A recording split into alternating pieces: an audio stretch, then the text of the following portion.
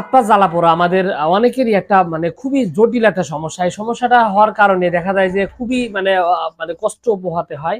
তো আজকের এই ভিডিওতে হাত পা শরীর জ্বালা পোড়ার বিষয়ে কথা বলবো এবং কিছু ওষুধের ব্যাপারে কথা বলবো যে ওষুধগুলো আপনার আপনার এই জ্বালা পোড়াটা খুব দ্রুত এবং খুব সুন্দরভাবে এবং স্থায়ীভাবে সমাধান করতে পারে।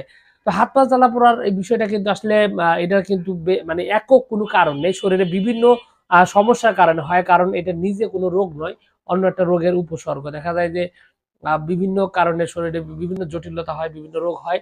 সেই রোগের যে একটা মানে সিম্পটম বা লক্ষণ থাকে সেটি হচ্ছে আপনার এই জ্বালা-পোড়া। তো এখন বিষয় হলো যে এটা যদি ভালো করতে চান বা দ্রুত ঠিক করতে চান, সেক্ষেত্রে এর জন্য হোমিওপ্যাথিতে পারফেক্টলি কিছু ওষুধ রয়েছে, যে ওষুধগুলো আপনার এই জ্বালা-পোড়াটা খুবই সুন্দরভাবে স্থায়ীভাবে এটা ভালো করতে সক্ষম।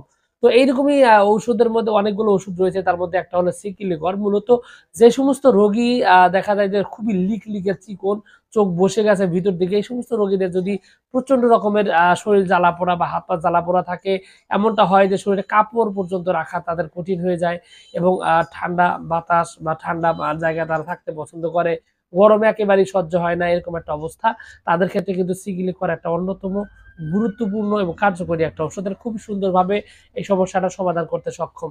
খুবই ভালোভাবে কাজ করে এই ওষুধটি।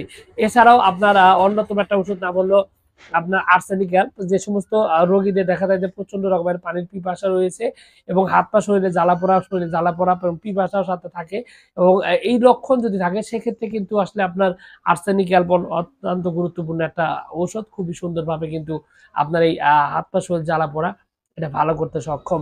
সেই সাথে ল্যাকেনথারিস একটা ওষুধ রয়েছে। এই ল্যাকেন্থিস ওষুধটাও কিন্তু আসলে হাত পা শরীর জ্বালা পড়ার জন্য খুব সুন্দরভাবে, এক কথায় এটা একটা মানে অত্যন্ত সুপরিচিত ঔষধ এবং সর্বাধিক ব্যবহৃত ওষুধের মধ্যে অন্যতম একটি।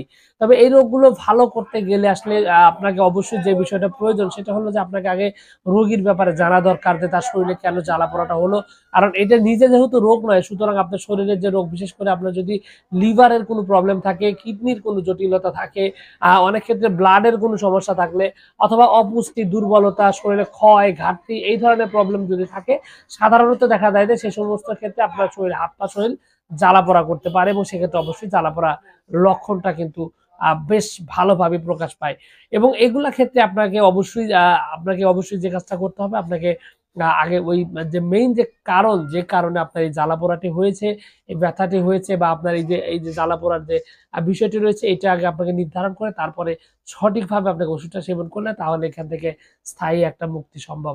সেক্ষেত্রে আপনাকে অবশ্যই একজন অভিজ্ঞ ডাক্তারের সাথে কথা বলতে হবে এবং কথা বলে তারপর আপনাকে অবশ্যই রোগটা নির্ধারণ করে তারপরে ওষুধটা সেবন করা উচিত। তাহলে কিন্তু আপনার এই জ্বালাপোড়ার যে লক্ষণটি রয়েছে বা জ্বালাপোড়ার যে সমস্যাটি রয়েছে, এই সমস্যাটা কিন্তু স্থায়ীভাবে সমাধান হতে পারে এবং এটা একেবারে কিন্তু ভালো হয়ে যেতে পারে।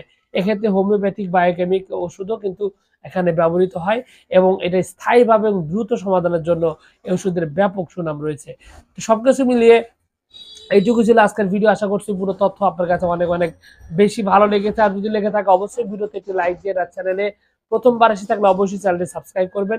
কোনো প্রশ্ন, কোনো মতামত বা কোনো অভিযোগ যদি থাকে তাহলে অবশ্যই কমেন্টস করে জানাতে পারেন। তো ভিউয়ার্স, আপনাদের সকলকে অনেক অনেক ধন্যবাদ। আসসালামু আলাইকুম।